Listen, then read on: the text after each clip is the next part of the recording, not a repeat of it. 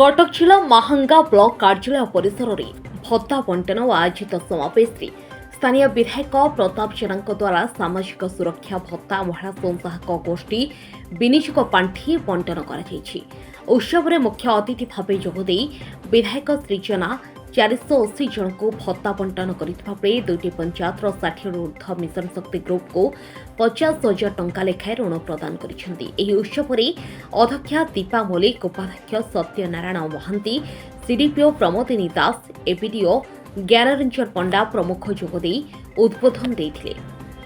Mahanga block रे आमे 480 जन को नुआ भत्ता दबा प्रदान करिया पई सक्षम हेई पारिछु एवं ता सहित दुईटी पंचायत 60 जन एसएचजी ग्रुप को 50,000 टंका लेखा दिया जाइछि।